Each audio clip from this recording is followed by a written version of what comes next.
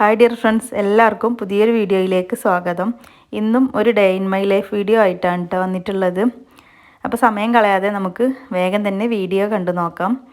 അപ്പോൾ ഞാൻ ആദ്യം തന്നെ ഒരു കേക്കിന് വേണ്ടിയിട്ടുള്ള ഡിസൈനിങ് ആണ് കേട്ടോ ചെയ്തെടുക്കുന്നത്. അപ്പോൾ ഇത് ഞാൻ ഈ വീഡിയോ എടുക്കുന്നതിൻ്റെ തലേ ദിവസം എടുത്ത വീഡിയോ ആണ് കേട്ടോ. അപ്പോൾ ഫോണ്ടൻറ്റ് വർക്കാണ് ചെയ്തിട്ടുള്ളത്. അപ്പോൾ ഇതിൽ ഞാൻ കുറച്ച് ഗോൾഡൻ കളറൊക്കെ കൊടുത്തിട്ടുണ്ട്. അപ്പോൾ ഇനി ഇതൊന്ന് നല്ലോണം ഉണങ്ങാൻ വേണ്ടിയിട്ട് തലേ ദിവസം രാത്രി തന്നെ ചെയ്ത് വെച്ചിട്ടുണ്ടായിരുന്നു. ഇതുപോലെ ചെയ്തതിന് ശേഷം പിന്നെ ഞാൻ ഓവനിൽ വെക്കലാണ് കേട്ടോ. അങ്ങനെ ആകുമ്പോൾ പിന്നെ പെട്ടെന്ന് തന്നെ ഡ്രൈ ആയി കിട്ടും ചെയ്യും. അപ്പോൾ ഇതാ രാവിലെ തന്നെ ഞാൻ 4 മണിക്ക് എഴുന്നേറ്റിട്ട് കേക്കിൻ്റെ വർക്കാണ് ആദ്യം ചെയ്യുന്നത്. കാരണം 7 മണിക്ക് കേക്ക് വേണമെന്ന് പറഞ്ഞിട്ടുണ്ടായിരുന്നു.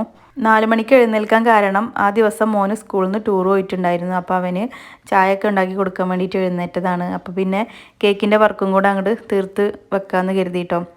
അപ്പോൾ ഇതാണ് കേക്കിൻ്റെ ഫൈനൽ ലുക്ക് വന്നിട്ടുള്ളത്.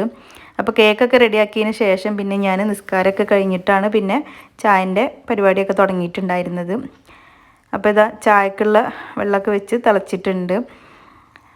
ഇപ്പോൾ സമയം ഒരു 6 മണി 6:15 ആയിട്ടുണ്ട് കേട്ടോ. അപ്പോൾ ആദ്യം തന്നെ പിന്നെ ചായൻ്റെ വെള്ളം വെക്കുന്നതിൻ്റെ മുമ്പ് ഞാൻ ചോറ് വെക്കാൻ വേണ്ടിയിട്ടുള്ള വെള്ളം വിറകടുപ്പിൽ വെച്ചിട്ടുണ്ടായിരുന്നു. അപ്പോൾ അത് തിളച്ച് വന്നിട്ടുണ്ട്. അതിലേക്കുള്ള അരി ഒന്ന് ഇട്ട് കൊടുക്കുകയാണ്. പിന്നെ ഇന്ന് ഞാൻ ബ്രേക്ക്ഫാസ്റ്റിന് ഇഡ്ഡലി ഉണ്ടാക്കാമെന്നാണ് കേട്ടോ കരുതിയിട്ടുള്ളത്. അപ്പോൾ അതിനുള്ള മാവ് അരച്ച് വെക്കുന്നതിൻ്റെയൊക്കെ വീഡിയോ ഞാൻ ഇതിൻ്റെ തൊട്ട് മുമ്പുള്ള വീഡിയോയിൽ ഉൾപ്പെടുത്തിയിട്ടുണ്ട്. അപ്പോൾ അതൊന്നും ഞാൻ ഇതിൽ കാണിക്കുന്നില്ല കേട്ടോ.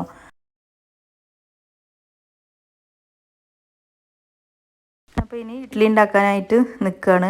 അപ്പോൾ ഇതിലേക്ക് ഞാൻ ആദ്യം കുറച്ച് ഉപ്പ് ചേർത്ത് കൊടുക്കുകയാണ് കേട്ടോ. അല്ലാതെ ഇതിൽ സോഡാപ്പൊടിയോ അല്ലാന്നുണ്ടെങ്കിൽ ഈസ്റ്റോ ഒന്നും ചേർക്കണില്ല കേട്ടോ. ഞാൻ ആ ഒരു കാര്യം തൊട്ട് മുമ്പത്തെ വീഡിയോയിൽ പറഞ്ഞിട്ടുണ്ട്. അപ്പോൾ ഇനി വീണ്ടും വീണ്ടും പറയേണ്ടതെന്ന് കരുതിയിട്ടാണ് കേട്ടോ. ഇഡ്ഡലി ഉണ്ടാക്കാൻ വേണ്ടിയിട്ട് തട്ടുകളിലേക്ക് മാവ് ഒഴിച്ച് കൊടുക്കുന്നതിൻ്റെ മുമ്പ് തന്നെ ഞാൻ ഇതുപോലെ ഈ വെള്ളത്തിലേക്കൊന്ന് ഇറക്കി വെച്ച് കൊടുത്തിട്ട് ഇതിലേക്ക് കുറച്ച് എണ്ണ ഒഴിച്ച് കൊടുക്കും കേട്ടോ. ഓയിലായാലും നല്ലെണ്ണ ആയാലും എന്തായാലും കുഴപ്പമില്ല. അത് കുറച്ച് ഒഴിച്ചിട്ട് എല്ലാ ഭാഗത്തും ഒന്ന് സ്പ്രെഡ് ചെയ്ത് കൊടുക്കും. എന്നിട്ട് കുറച്ച് സമയം ഒന്ന് മൂടി വെക്കും കേട്ടോ. മൂടി വെച്ചിട്ട് ഇതിൽ ആവി വന്നതിൻ്റെ ശേഷമാണ് പിന്നെ ഞാൻ മാവ് ഇതിലേക്ക് ഒഴിച്ച് കൊടുക്കാറുള്ളൂ. അങ്ങനെ ആകുമ്പോൾ പിന്നെ നമുക്ക് ഇഡ്ഡലി ഇതിൽ നിന്ന് ഇളക്കിയെടുക്കാനൊന്നും ഒരുപാട് പ്രയാസം ഉണ്ടാവില്ല. കുറച്ച് സമയം ചൂടാറാനായിട്ട് വെച്ചാൽ തന്നെ വേഗം തന്നെ കിട്ടും കേട്ടോ.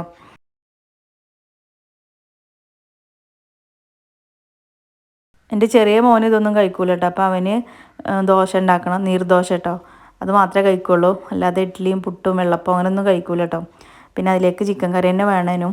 അപ്പോൾ ഞാൻ അവനക്ക് വേണ്ടിയിട്ട് കുറച്ച് ചിക്കൻ പൊരിച്ചെടുക്കാമെന്ന് കരുതിയിട്ടോ. സ്കൂളിലേക്കും കൊടുത്തേക്കാം, ദോശയ്ക്കും കൊടുക്കാമെന്ന് കരുതിയിട്ട്. അപ്പോൾ ഇതിൻ്റെ ഇടയിൽ ഞാൻ അതൊന്ന് മസാല കൂട്ടി വെച്ചിട്ടുണ്ടായിരുന്നു. അപ്പോൾ ഫസ്റ്റ് ഒഴിച്ചിട്ടുള്ള ഇഡ്ഡലി ഇവിടെ വെന്ത് വന്നിട്ടുണ്ട് കേട്ടോ. അപ്പോൾ ഇനി ഇത് ഞാൻ ഗ്യാസിൽ നിന്ന് ഇറക്കി വെക്കുകയാണ്. ആ സമയത്ത് ഇനി ഇതിലേക്കുള്ള ചട്നി അതുപോലെ ചമ്മന്തിയൊക്കെ റെഡിയാക്കുകയാണ് കേട്ടോ. ഇനി എന്തായാലും കുറച്ച് സമയം ഇത് ചൂടാറാനായിട്ട് വെക്കണമല്ലോ. അപ്പോൾ ആ സമയം കൊണ്ട് മറ്റുള്ള ജോലിയും കൂടി തീർക്കാമെന്നും കരുതിയിട്ട് ഇനി ഒരു പ്രാവശ്യം കൂടി ഉണ്ടാക്കിയാൽ മതി കേട്ടോ. എന്നാൽ തന്നെ ഞങ്ങൾക്ക് കഴിക്കാനുള്ളൊരു ഇഡ്ഡലി ഉണ്ടാവും. ഇനി ഞാനിതിലേക്കുള്ള ചമ്മന്തി റെഡിയാക്കുകയാണ്. അപ്പോൾ ഇതിൻ്റെ മുമ്പ് ചട്നി ഉണ്ടാക്കിയിട്ടുണ്ടായിരുന്നു കേട്ടോ. ആ ഒരു ചട്ടി ഒഴിവാക്കിയതിന് ശേഷം അതിൽ തന്നെ പിന്നെ ചമ്മന്തി റെഡിയാക്കുന്നത്.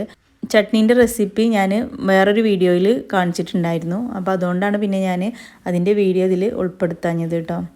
അപ്പോൾ ഇതാ ചമ്മന്തി റെഡിയാക്കാൻ വേണ്ടിയിട്ട് ഞാൻ കുറച്ച് എണ്ണ ഒഴിച്ചിട്ടുണ്ട് ചട്ടിയിലേക്ക്. അതിലേക്ക് കുറച്ച് പുളി ഇട്ട് കൊടുത്തിട്ടുണ്ട് കേട്ടോ. പിന്നെ 2-3 ചുവന്ന മുളകും ഇട്ട് കൊടുത്തിട്ടുണ്ട്.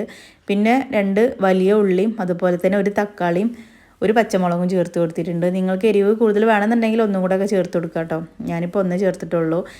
ഇനി ഇതൊന്ന് വാടി വന്നതിന് ശേഷം പിന്നെ ഇതിലേക്ക് കുറച്ച് മുളക് പൊടിയും കൂടി ചേർത്ത് കൊടുക്കുന്നുണ്ട്. ഒരു കളറ് കിട്ടാൻ വേണ്ടിയിട്ടാണ് കേട്ടോ മുളക് പൊടി ചേർത്ത് കൊടുക്കുന്നത്.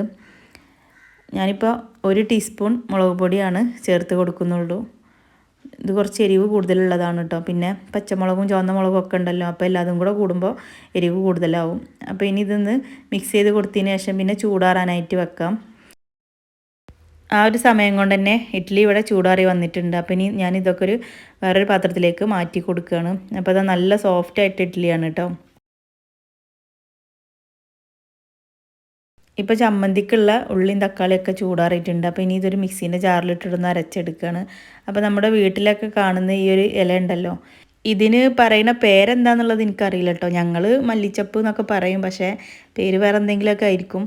ഏതായാലും ചേർത്താൽ നല്ല ടേസ്റ്റ് ആട്ടോ ചമ്മന്തിയിൽ ചേർത്താൽ. അപ്പോൾ ഞാൻ 2-3 ഇലയും കൂടെ ഇട്ട് കൊടുത്തിട്ടുണ്ട്. പിന്നെ ഇതിലേക്ക് ആവശ്യത്തിനുള്ള ഒരു ഉപ്പും കൂടെ ചേർത്തിട്ടാണ് അരച്ചെടുക്കുന്നത്. അങ്ങനെ ചമ്മന്തി ഇവിടെ റെഡി ആയിട്ടുണ്ട് കേട്ടോ. ഇനിയിപ്പോൾ ഉണ്ടാക്കാനുള്ളത് ദോശയാണ്. മോനിക്ക് എന്തായാലും ദോശ നിർബന്ധമാണ്. അപ്പോൾ പിന്നെ ഇനി അതും കൂടെ ഉണ്ടാക്കട്ടെ. ദോശ ഉണ്ടാക്കുന്നതിൻ്റെ ഇടയിൽ ഞാൻ ചിക്കൻ പൊരിക്കാൻ വേണ്ടിയിട്ട് വെച്ചിട്ടുണ്ടായിരുന്നു. അപ്പോൾ ഞാൻ അവന് വേണ്ടിയിട്ട് ചിക്കൻ പൊരിക്കുമ്പോൾ ഒരുപാട് ഓയിൽ ഒഴിച്ചിട്ടൊന്നും പൊരിക്കൂല കേട്ടോ.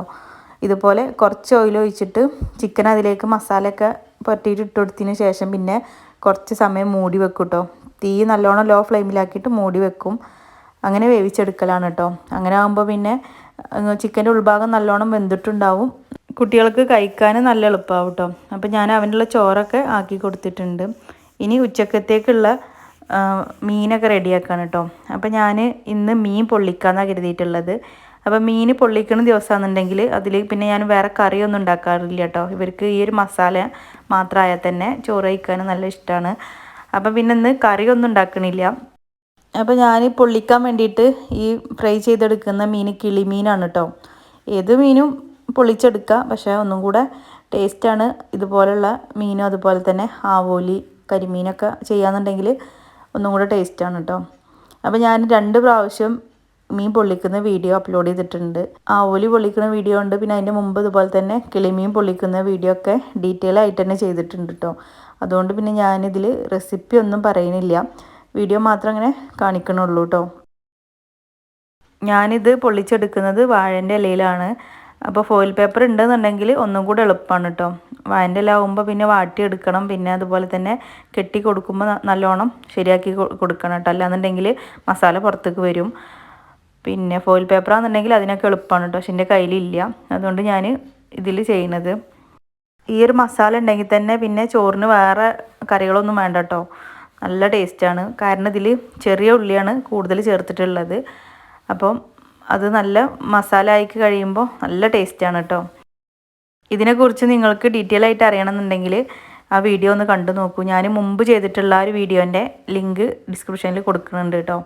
ആർക്കെങ്കിലും ആവശ്യം ഉണ്ടെന്നുണ്ടെങ്കിൽ പോയിട്ട് കണ്ടു നോക്കൂ. നല്ല ടേസ്റ്റാണ്, ഉണ്ടാക്കാൻ കുറച്ച് പണിയുണ്ട് കേട്ടോ. കാരണം എന്താ വെച്ചാൽ നമ്മൾ കറികളും ഉപ്പേരിയൊക്കെ ഉണ്ടാക്കുന്ന ആ ഒരു സമയം ഇതും ഉണ്ടാക്കാൻ വേണ്ടിയിട്ട് മാത്രം ചിലവാക്കണം. എന്നാലും കഴിക്കാൻ നല്ല ടേസ്റ്റാണ് കേട്ടോ. മീൻ പൊള്ളിച്ചെടുക്കുന്നത് ഞാൻ ബിരിയാണി പോട്ടിലാണ് കേട്ടോ. ഓവനിൽ വെച്ചിട്ടാണെങ്കിലും ചെയ്യാം. ഞാനിപ്പോൾ ബിരിയാണി പോട്ടിലാണ് ചെയ്യുന്നത്. അപ്പോൾ അത് ഒക്കെ കഴിഞ്ഞതിന് ശേഷം പിന്നെ ഞാൻ ക്ലീനിങ്ങിനായിട്ടൊക്കെ പോയിട്ടോ. അപ്പോൾ ക്ലീനിങ്ങിൻ്റെ വീഡിയോ ഒന്നും എടുത്തിട്ടില്ല. എന്നും ഇതുപോലെ ഇങ്ങനെ കാണിക്കുമ്പോൾ നിങ്ങൾക്കും ബോറടിക്കൂലേ. അപ്പോൾ ഇതാ ക്ലീനിങ്ങും കാര്യങ്ങളൊക്കെ കഴിഞ്ഞിട്ടുണ്ട്, കുളിയൊക്കെ കഴിഞ്ഞിട്ടുണ്ട് കേട്ടോ. ഇനിയിപ്പോൾ ഇതാ ഭക്ഷണം കഴിക്കാൻ വേണ്ടിയിട്ട് പോവുകയാണ്. അപ്പോൾ ഇന്നത്തെ ഈ ഒരു വീഡിയോ നിങ്ങൾക്ക് ഇഷ്ടമായിട്ടുണ്ടെന്ന് കരുതുന്നു. ഇഷ്ടമായിട്ടുണ്ടെങ്കിൽ ലൈക്ക് ചെയ്യാനും ഷെയർ ചെയ്യാനും കമൻറ്റ് ചെയ്യാനൊന്നും മറക്കരുത്. അതുപോലെ പുതിയ വ്യൂവേഴ്സ് ആണെന്നുണ്ടെങ്കിൽ ചാനൽ സബ്സ്ക്രൈബ് ചെയ്യാനും മറക്കരുത്. അപ്പോൾ ഇനി അടുത്തൊരു വീഡിയോയിൽ കാണാം. Thanks for watching.